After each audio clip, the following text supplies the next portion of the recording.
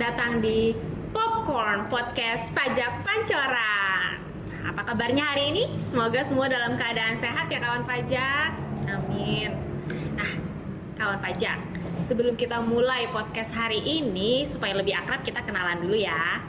Nama saya Ermi Multiarti, salah satu penyuluh pajak di KPP Pratama Jakarta Pancoran. Hari ini ada yang spesial nih, saya tidak sendiri.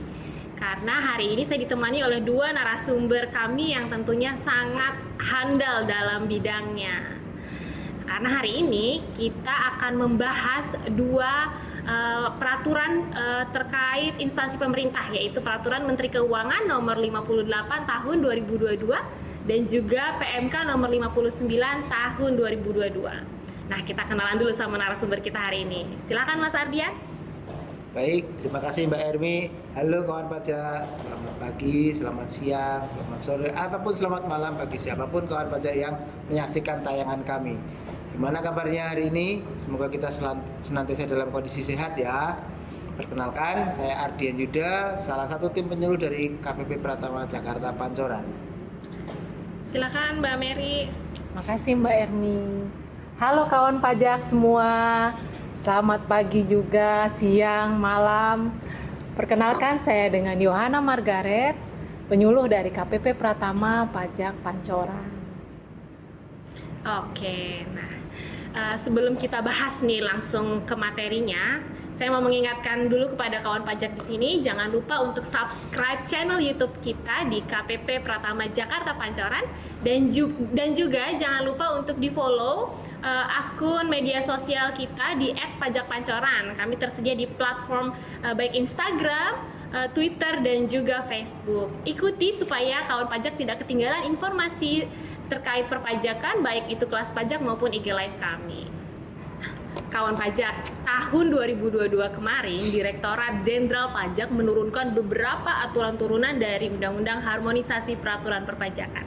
Nah, dua diantaranya adalah yang mau kita bahas hari ini nih, yaitu tentang PMK nomor 58 dan juga PMK nomor 59 tahun 2022.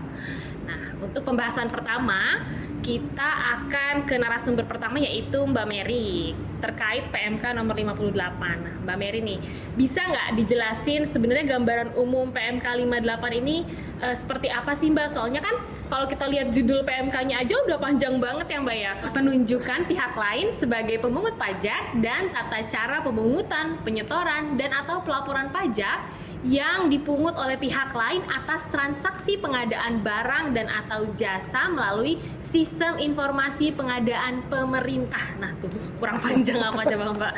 Nah silakan Mbak Mary. Betul Mbak Ermi, panjang banget Mbak Ermi. Tapi yang perlu kita garis bawahi dari PMK 58 tahun 2022 ini adalah pihak lain Mbak. Pihak lain ini terdiri dari dua komponen, yaitu retail daring pengadaan dan marketplace pengadaan. Kenapa nih? Kenapa kita mengacu pada retail daring pengadaan dan marketplace pengadaan? Karena sesuai dengan himbauan pemerintah dari instruksi Presiden nomor 2 tahun 2022 itu mengatakan bahwa paling tidak kita harus melokasikan sekitar 40% dari anggaran belanja untuk supaya kita bisa membeli produk UMKM itu Mbak. Gitu. Nah itu contohnya dapat dilakukan pada sistem elektronik, perdagangan sistem elektronik melalui Siplah, toko daring, bela pengadaan dan lain sebagainya.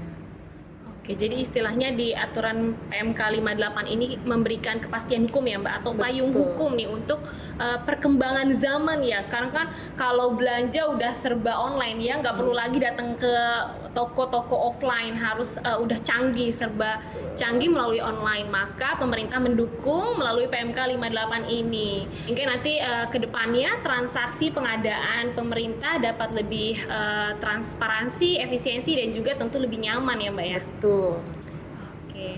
Nah, kalau gitu kita lanjut ke subjeknya nih Mbak. Di PMK 58 ini sebenarnya subjeknya itu siapa saja dan juga boleh nggak sih Mbak disebutin nih contohnya tuh apa gitu Mbak? Jadi memang ini memudahkan konsumen juga, tapi untuk aturan ini sasarannya adalah instansi pemerintah. Oke. Nah, Di bagian subjek pajaknya ini dibagi menjadi 3. Yang pertama itu adalah pihak lain secara garis besar, kemudian pengusaha sebagai rekanan instansi pemerintah itu sendiri, dan yang terakhir adalah instansi pemerintah sebagai pembeli dari barang-barang yang diperdagangkan pada perdagangan sistem elektronik ini. Yang perlu digarisbawahi lagi kawan pajak, untuk PMK 58 ini menggunakan uang persediaan ya Mbak Ermi.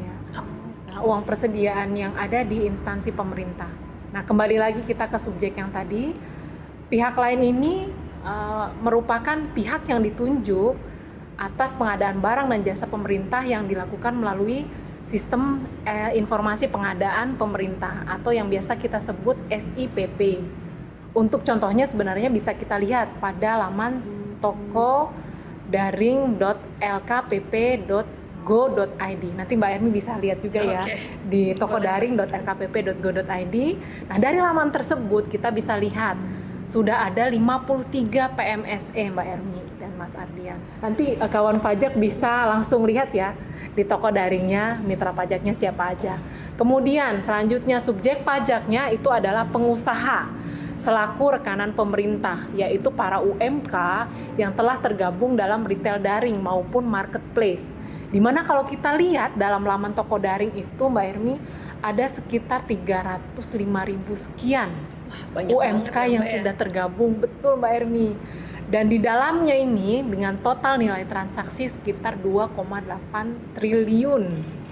Nah, jadi memang sangat besar kontribusi transaksi melalui PMSE ini Mbak Ermi.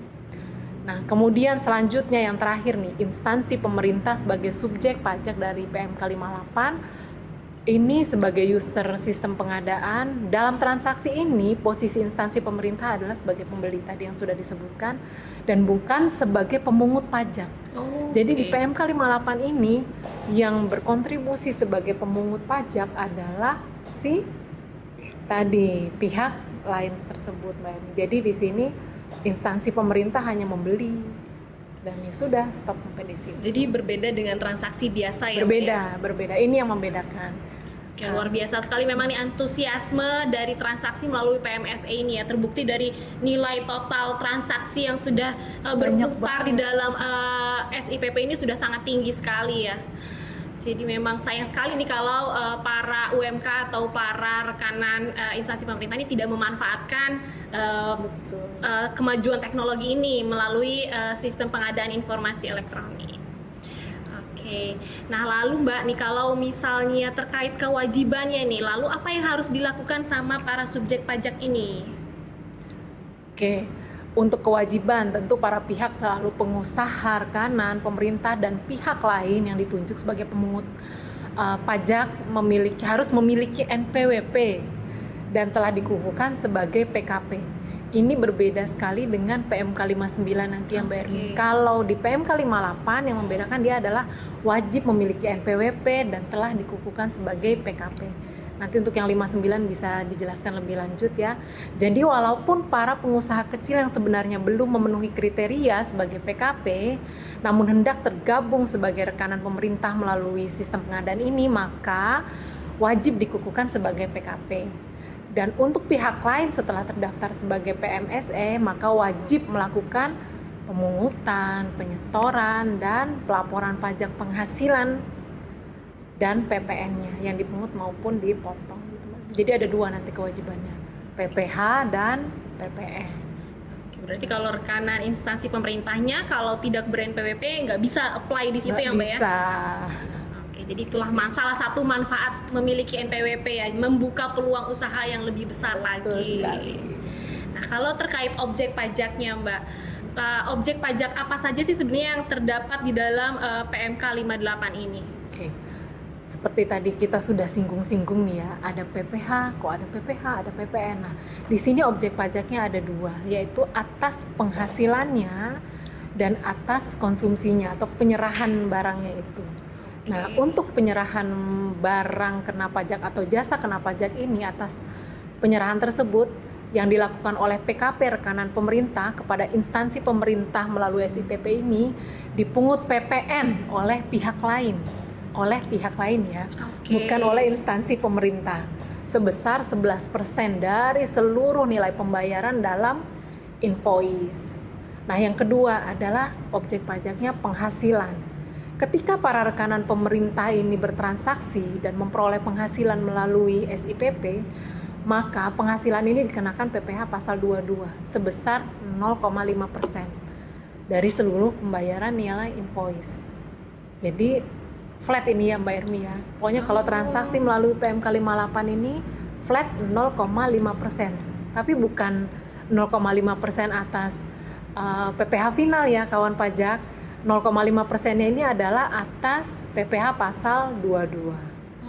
Jadi berbeda nanti di sini. Cuma tarifnya sama memang. Tarif tunggal PPh 22-nya ini 0,5% ya Mbak ya? Betul. Jadi tarifnya tunggal ya Mbak, untuk PPh 22 dipotongnya 0,5%. Kalau PPN mengikuti tarif umum berarti ya tetap 11% sesuai tarif pada umumnya. Nah sekarang pertanyaannya nih, tadi kan disebutkan kalau mau menjadi rekanan instansi pemerintah di SIPP ini harus memiliki NPWP dan juga dikukuhkan sebagai PKP. Tapi yang jadi pertanyaan, yang memungut kan pihak lain Mbak, sedangkan dia sudah dikukuhkan jadi PKP, lalu kewajiban sebagai PKP-nya itu bagaimana dia untuk melaporkan perpajakannya nih, bikin fakturnya seperti apa? Apakah tetap membuat kode faktur 02 dan 03 seperti biasa atau bagaimana nih Mbak Mary? Baik, untuk rekanan pemerintah tersebut tidak perlu membuat faktur keluaran dengan kode 02 atau 03. Ya, kalau biasanya nih transaksi dengan instansi pemerintah membuat faktur 02, ya, tapi sekarang enggak. Karena pada dasarnya dokumen tagihan yang diterbitkan oleh marketplace atau retail daring tersebut merupakan dokumen tertentu. Oke. Nah, dokumen tertentu yang berfungsi sebagai bukti pemungutan pajak penghasilan sekaligus juga dokumen tertentu yang dipersamakan dengan faktur pajak. Namun untuk pelaporannya dalam SPT masa PPN, rekanan pemerintah yang bertransaksi melalui SIPP ini tetap menginput transaksi tersebut. Nah, bingung nggak nih Mbak Ermi? Iya, nggak buat faktur tapi tetap harus diinput. Gimana nih caranya nih Mbak? Iya. Nah, jadi rekanan transaksi itu menginputnya pada menu dokumen lain, pajak keluaran pada aplikasi e-faktur desktop dengan jenis transaksi penyerahan dengan dokumen tertentu dan detail transaksi kode 03 yaitu kepada pemungut selain bendaharawan. Sehingga pemungutan PPN tersebut dalam SPT masanya akan muncul tetap pada kolom penyerahan yang PPN-nya dipungut oleh pemungut PPN. Jadi tetap terrecord kawan pajak. Kalau kawan pajak bertransaksi menggunakan PMK 58 ini, yang melaporkan dan melakukan pembayaran adalah si pihak lain. Namun sebagai rekanan tetap wajib melakukan pelaporan saja, ya menggunakan tadi dokumen tertentu. Oke, jadi tetap harus dilaporkan ya. Kalau sudah PKP tetap harus melaporkan SPT masa setiap bulan apapun kondisi dan keadaannya ya Mbak ya. Betul. Walaupun transaksinya adalah transaksi PMK 58. Tapi memang caranya sedikit berbeda dengan transaksi yang biasanya. Oke. Nah, sekarang nih kita beralih ke peraturan kedua nih Mbak Mary. Kalau tadi sudah bahas terkait PMK 58, sekarang kita akan bahas terkait PMK 59 tahun 2022. Dari judulnya yaitu tentang perubahan atas PMK 231 tahun 2019 tentang tata cara pendaftaran, penghapusan NPWP, pengukuhan dan pencabutan pengukuhan PKP, serta pemotongan dan atau pemungutan, penyetoran, dan pelaporan pajak bagi instansi pemerintah. Ini juga nggak kalah panjang ya judulnya sama PMK 58. Nah nih, berarti sebenarnya ini bukan aturan yang murni baru ya Mas Ardian ya? Betul. Oke, silakan Mas Ardian mungkin bisa dijelaskan lebih lanjut terkait gambaran umum atau latar belakangnya terkait PMK 59 ini. Baik Mbak Armi, jadi awal mulanya ini kan berasal dari PMK 231 ya, di mana PMK 231 itu khusus mengatur mengenai kalau kita boleh menyederhanakan itu kayak kewajiban instansi pemerintah selaku pemotongan dan pemungutan wajib pajak gitu kan. Nah, kemudian dengan berkembangnya zaman ternyata sekarang banyak transaksi yang kemudian tidak kemudian tidak diakomodir dalam PMK 231 ini. Oke. Seperti tadi misalkan ternyata sekarang sudah banyak transaksi yang menggunakan online gitu ya. Nah, kalau tidak diatur secara khusus mungkin di PMK 231 akan menjadi bingung gitu ya, Mbak. Makanya terus kemudian dipisahkan, ada PMK 58 yang mengatur belanja pemerintah melalui toko daring, kemudian yang online tadi gitu kan ya, Mbak, gampangnya.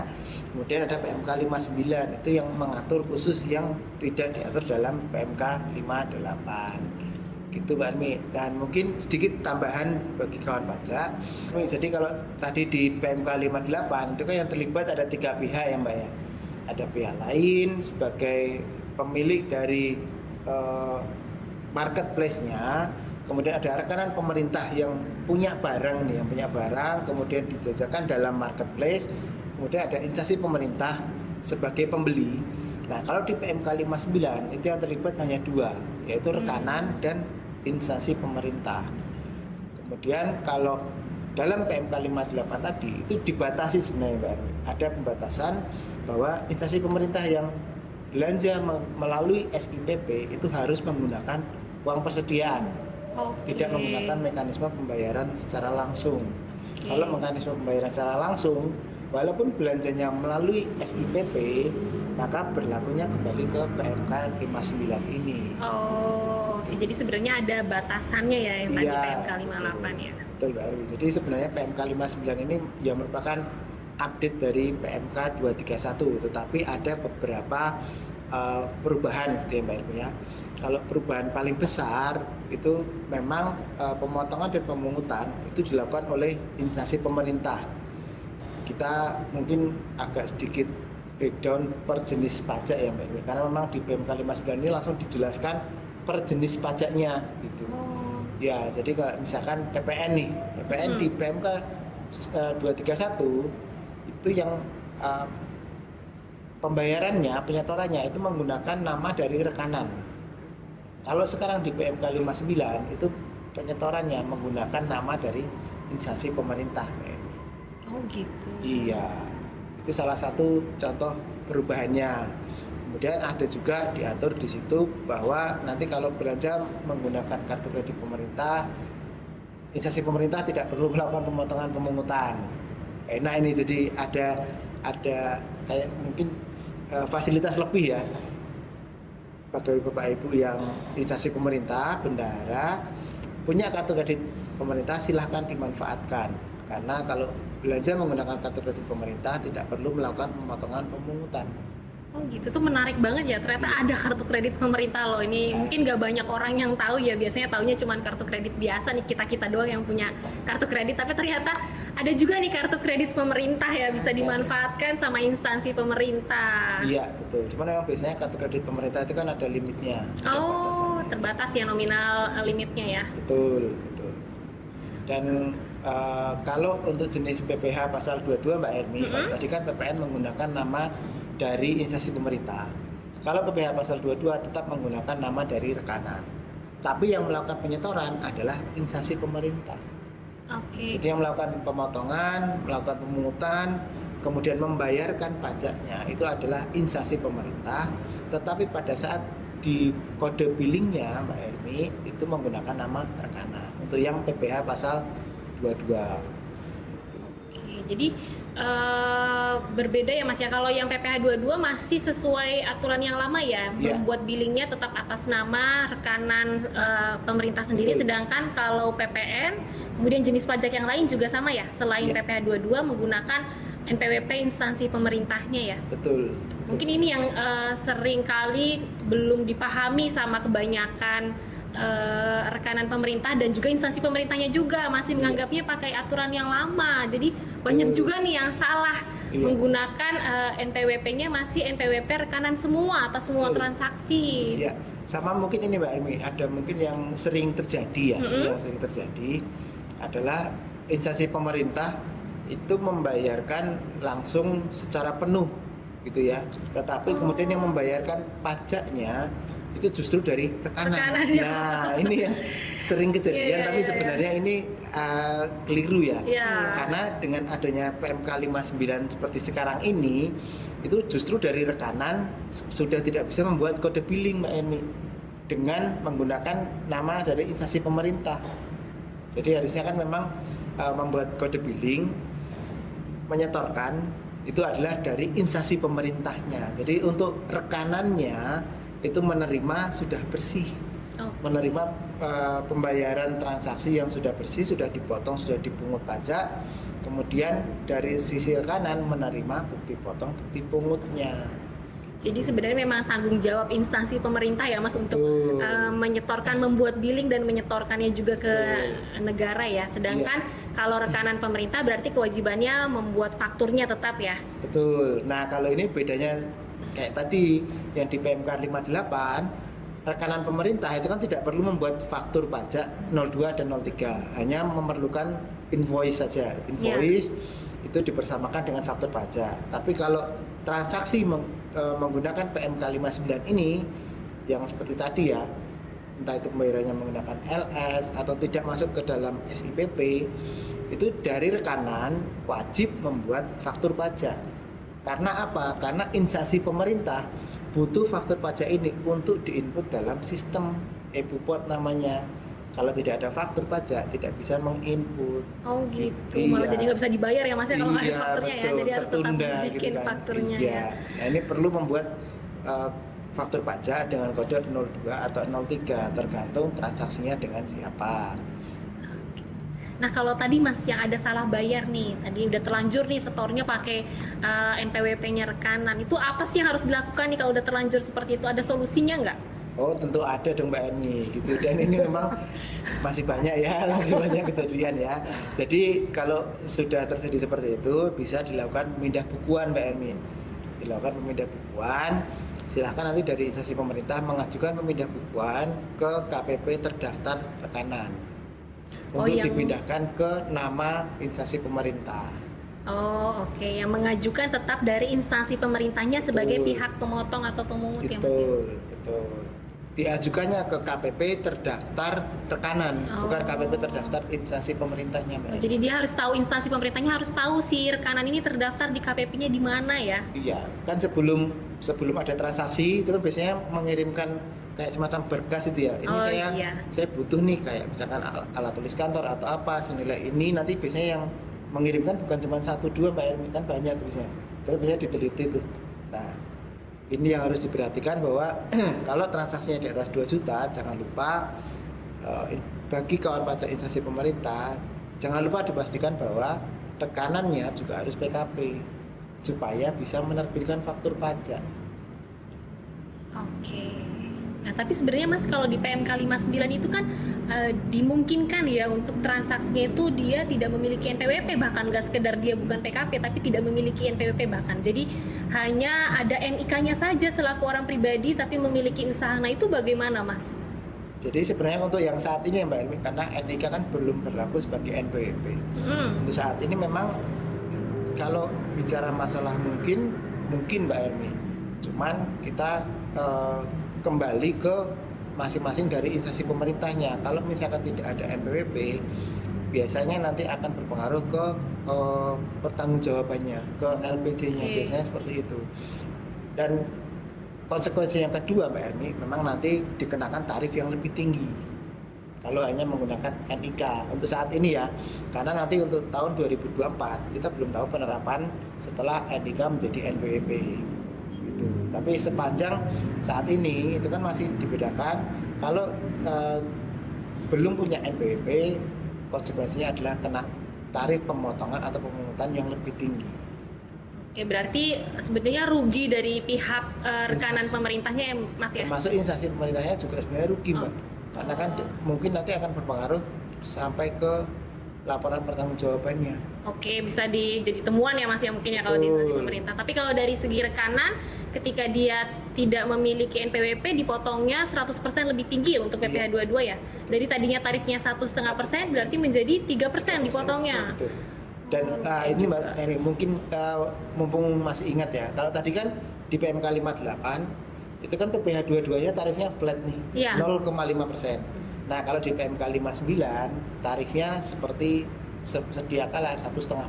Oke, kembali normal ya, 1,5%. Kecuali bagi rekanan yang memiliki surat keterangan Surat keterangan apa? Surat keterangan bahwa rekanan tersebut adalah wajib pajak UMKM. Oke. Nah, kalau memiliki surat keterangan sebagai wajib pajak UMKM, maka instansi pemerintah itu nanti memungut pajak itu bukan PPh 22, tapi PPh final 4 ayat 2.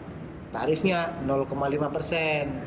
Nah, ini agak sedikit berbeda nih. Kalau tadi kan tetap memungut, tidak melakukan pemungutan ya, instansi pemerintahnya ya, yang melakukan pemungutan kan pihak lain.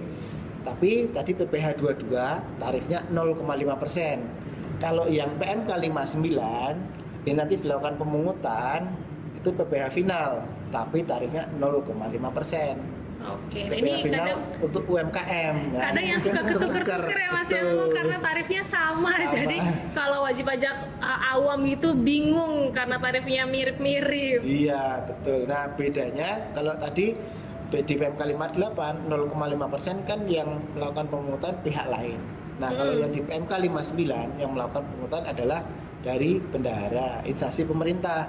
Nah, berarti kalau melakukan pemungutan, kewajiban dari bendahara adalah menerbitkan buktinya. Oke, Buktinya, jadi walaupun PPh iya. final UMKM itu tetap dibuatkan bukti pungutnya juga, bukti potongnya juga ya Mas ya? Betul, atau bukti pungut. Nah, nanti dari si rekanan itu memberikan surat keterangannya kepada bendahara. Karena kalau tidak ada surat keterangan ini, kembali ke PPh pasal 22 1,5%. Gitu. Ini berlakunya sejak kapan sih Mas? Berlakunya sejak April kemarin, Mbak. April 2022 ya. Jadi Iya. bareng semua ya, PMK 58 sama 59 berlakunya bersamaan ya Mas ya? Iya. Paket dia. Oh iya. Ada 58 maka ada 59. Oke. Iya. Jadi memang sangat menarik sekali ya pembahasan kita hari ini seputar PMK 58 dan 59. Saya yakin nih para kawan pajak di sini sudah lebih memahami lebih dalam mengenai dua aturan ini.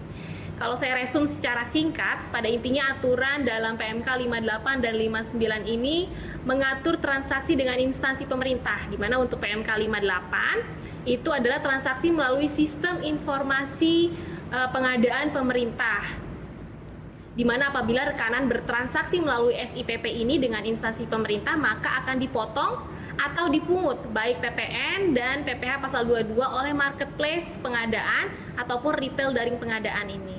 Bahan pengaturan dari PMK 231 tahun 2019, di mana aturan ini memberikan payung hukum berupa pengecualian pemungutan oleh instansi pemerintah atas transaksi yang dilakukan melalui sistem informasi pengadaan dan juga kartu kredit pemerintah, sehingga tidak ada tumpang tindih kewenangan pemotongan pemungutan antara PMK 58 dengan PMK yang sebelumnya.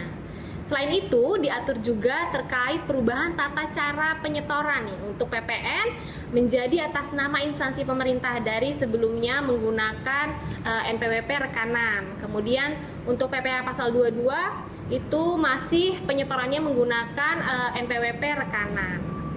Nah, oke, sudah cukup nih, banyak sekali materi yang kita bahas hari ini, kawan pajak. Sekian dulu podcast kita hari ini. Terima kasih sudah menyaksikan podcast ini dari awal sampai dengan akhir materi. Semoga informasi yang kami sajikan hari ini dapat bermanfaat dan juga menambah wawasan kawan pajak seputar perpajakan. Oke, sampai jumpa di episode Popcorn selanjutnya.